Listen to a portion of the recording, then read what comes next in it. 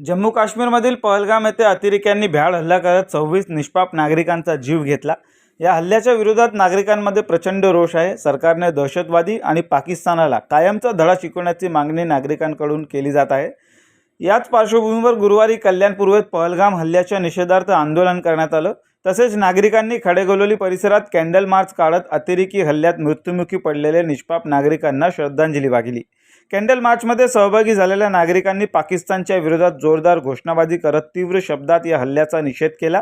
निषेध आंदोलनात माजी नगरसेवक महेश गायकवाड यांच्यासह माजी नगरसेवक महादेव रायवळे, माजी उपमहापौर उमेश म्हात्रे, युवा सेनेचे मधुर म्हात्रे तसेच इतर कार्यकर्ते, महिला आघाडी व परिसरातील सामान्य नागरिक मोठ्या संख्येने सहभागी झाले। जम्मू काश्मीरमध्ये पहलगाम या ठिकाणी आपल्या निष्पाप भारतीयांना अमानुषपणे त्या आतंकवाद्यांनी ठार केलं। त्याचा निषेध म्हणून आज कल्याणपूर्वेतील जनता ही रस्त्यावरती उतरलेली आहे। मला निष्काळजी सरकारला एवढंच म्हणायचं आहे की आम्हाला प्रत्येक नागरिकाला, या प्रत्येक भारतीयाच्या घरामध्ये दुःखाचं डोंगर कोसळलेलं आहे। प्रत्येकाच्या मनामध्ये तीव्र असं राग आहे, संताप आहे। सगळ्यांना प्रत्येकाची बदल्याची भावना आहे।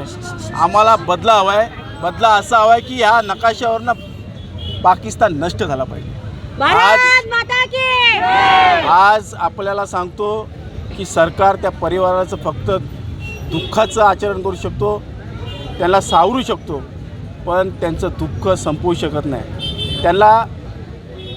त्यांना मला एवढंच म्हणायचं आहे की आज देण्यासारखं खूप काही, त्यांना किती काय दिलं तरी त्यांचं ते दुःख कमी होणार नाही। पण आपल्या माध्यमातून एवढंच सांगतो की त्या जे या हल्ल्यामध्ये मृत्यू पावले त्यांच्या परिवाराला सरकारी नोकरी दिल्या पाहिजे।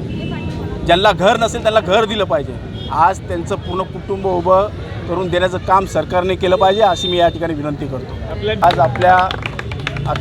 आपल्या प्रत्येक नागरिक जो मृत्यू पावला तो आपल्या घरातला आहे। आज आपल्या डोंबिवलीतले 3 निष्पाप मावस भाऊ यांचा मृत्यू झालेला आहे। त्याच्यामध्ये त्यांना अमानुषपणे मारलेलं आहे। प्रत्येका घरामध्ये संतापाची लाट आहे। मला वाटतं की ह्याचं बदला जोपर्यंत घेत नाही तोपर्यंत ही संतापाची लाट शांत बसणार नाही। प्रत्येक माणूस रस्त्यावरती उतरल्याशिवाय राहणार नाही। रोजचे आंदोलने आणि संघर्ष सुरू होणार आहे। त्यामुळे लवकरात लवकर बदला घ्या अशी अपेक्षा करतो।